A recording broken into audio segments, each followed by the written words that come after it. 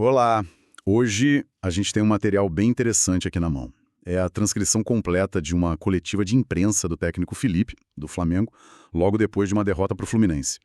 E a nossa ideia é um pouco diferente, né? É dissecar essa entrevista não só pelo conteúdo, mas pela, pela estratégia por trás de cada palavra. Quase como um exercício para decodificar o que se passa na cabeça de um técnico no momento de altíssima pressão. Exatamente. É um mergulho na arte da comunicação de crise no futebol, né? A gente vai tentar entender como um técnico, minutos depois de perder um clássico, usa a palavra para gerenciar, assim, várias frentes ao mesmo tempo. A torcida, a imprensa, a diretoria e, o mais importante talvez, o próprio vestiário. Isso, não é só sobre tática. É sobre liderança, sobre controle de narrativa. Totalmente. Perfeito. Então, vamos começar pelo clima. Qual é a temperatura que essa coletiva passa logo de cara? Olha, a primeira impressão é de uma calma, assim, calculada. Ele sabe que a posição é desconfortável, mas ele não demonstra desespero, sabe? A estratégia inicial é bem clara. Ele quer reduzir a dimensão da derrota. Aham. Ele usa termos como jogo equilibrado, igualado. Decidido nos mínimos detalhes. Isso. Ele não nega o resultado, óbvio, mas ele tá reenquadrando o jogo, tirando o peso de um desastre, entende? E ele já começa a listar os fatores que, na visão dele, atenuam o resultado, né? Fala do gramado pesado, dos duelos físicos. Do início de temporada. Isso, do início de temporada.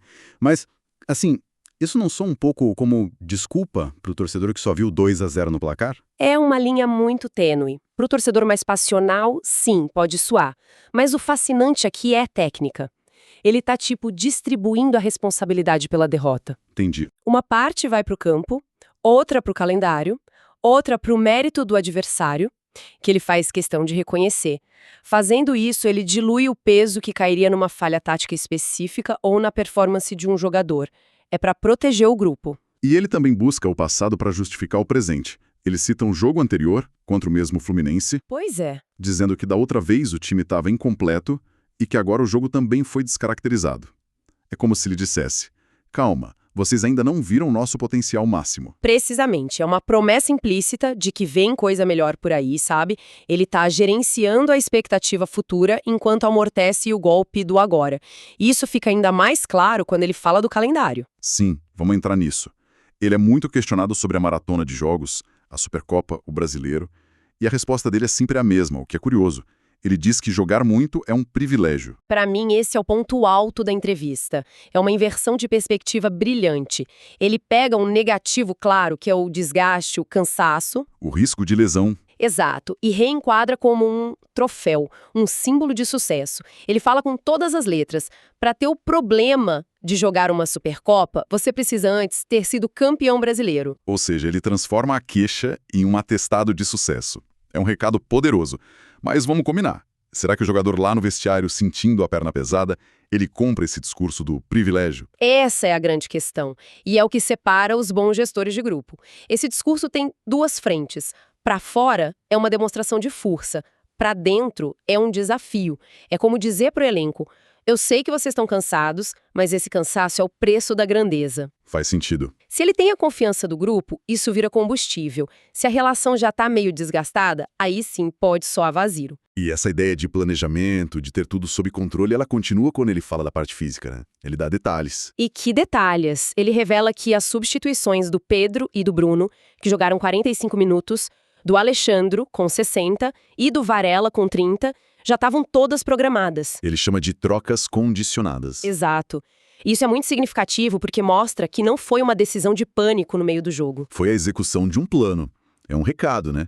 Enquanto vocês analisam esse resultado, eu tô gerenciando a temporada inteira. É um baita escudo. Um escudo perfeito.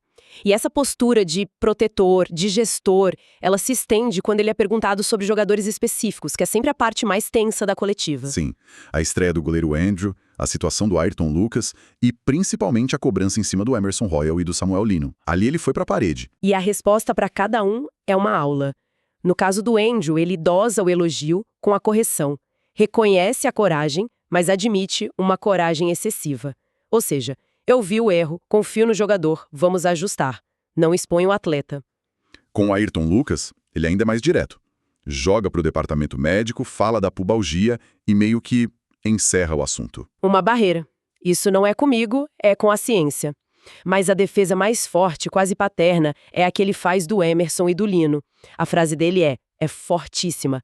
Eu acredito muito nos dois e vou dar todo o meu apoio sempre. Ele coloca a confiança do treinador acima de tudo. Mas existe um risco aí, não? Porque blindar publicamente é uma coisa, mas se internamente a cobrança não for na mesma medida, o recado para o resto do elenco pode ser meio estranho, pode parecer um passe livre para o erro. Sem dúvida, é a corda bamba. Mas ele complementa a defesa com um argumento de autoridade. Ele lembra que os dois já são campeões de praticamente tudo pelo clube. Ah, sim, ele usa o histórico. Isso, ele usa o passado vitorioso para legitimar a confiança no presente.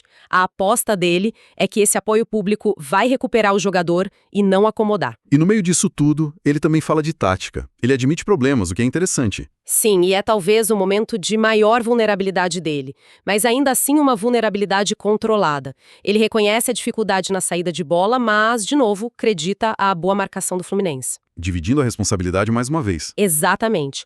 Mas a admissão mais concreta mesmo é sobre a preocupação com os contra-ataques que o time tem sofrido. Isso me chamou a atenção. Um repórter aponta um erro de passe específico do Léo Ortiz que gerou um gol e ele amplia a discussão. E é isso que um bom técnico faz, né? Ele diz que o trabalho dele é ver muitas outras coisas dentro desse lance. Ele está dizendo que o problema não foi o passe errado do Ortiz, mas o sistema que não deu o suporte para aquele risco ser corrido. Ele assume a responsabilidade para ele. Entendi. Ok, então ele construiu essa narrativa toda de controle, planejamento, proteção, mas no fim do dia, a derrota aconteceu. O que isso muda na prática para o Flamengo? Quais são as consequências imediatas? A consequência mais óbvia, e que ele mesmo admite, é a complicação no Campeonato Carioca. O time agora depende de resultados para evitar um quadrangular extra, o que colocaria mais 2 jogos naquele calendário que ele acabou de chamar de privilegiado. E aí a narrativa dele é colocada à prova na hora, né? Imediatamente, é o efeito cascata. A derrota não é só a perda dos 3 pontos. Ela gera uma pressão que pode forçar ele a queimar etapas daquele planejamento físico que ele defendeu com tanto afinco. A gestão de carga pode virar gestão de crise. E ele tenta virar essa página na própria entrevista. Ele fala, a única coisa que está na minha cabeça é o jogo do São Paulo. É a última cartada dele de controle narrativo. Ele tá dizendo pra todo mundo, ok, tropeçamos aqui, mas nosso foco sempre esteve nos troféus maiores. Certo. Com base nisso tudo, então, o que a gente precisa observar nos próximos capítulos? O que essa coletiva nos deu de pista? Eu listaria 3 pontos. O primeiro e mais óbvio é a resposta física do time. Ele prometeu que a equipe chegaria com o maior número de jogadores perfeitos fisicamente contra o São Paulo. Uma promessa mensurável. Segunda opção, o discurso dele sobre planejamento perde muita força. O segundo ponto seria a solidez defensiva, imagino, já que ele admitiu a preocupação com os contra-ataques. Pois é, e não é só sobre não levar gol, é sobre como o time se comporta sem a bola. Ele vai ficar mais cauteloso ou vai manter a proposta arriscada, mas com correções? E por último, as escalações, que sempre dizem muito. Ele foi questionado sobre a falta de volantes e até sobre improvisar o Maicon ali. E a resposta foi evasiva, mas interessante. Ele disse que não gosta de improvisar, mas elogiou como o Maicon tem treinado na posição. As próximas escalações vão dizer se isso foi só um comentário casual ou se era semente de um plano B. Então, no fim das contas, essa análise mostra um técnico atuando em várias frentes. Ele é um estrategista no campo e um relações públicas fora dele. Ele equilibra a admissão de falhas com projeção de confiança, protege os jogadores e, de forma muito hábil, transforma a pressão num discurso sobre o privilégio do sucesso. Perfeitamente colocado. E sabe, isso me deixa com o pensamento final. O técnico se coloca como um privilegiado por estar ali, jogando partidas decisivas toda semana. É um discurso moderno, positivo, mas a questão que fica é, no futebol brasileiro, onde a pressão por resultado é imediata, é brutal, até que ponto esse privilégio não se torna um fardo disfarçado? O que as entrelinhas dessa coletiva revelam é a corda bamba em que os treinadores caminham, entre o planejamento ideal de longo prazo e a necessidade, assim, inadiável de vencer o jogo do próximo domingo.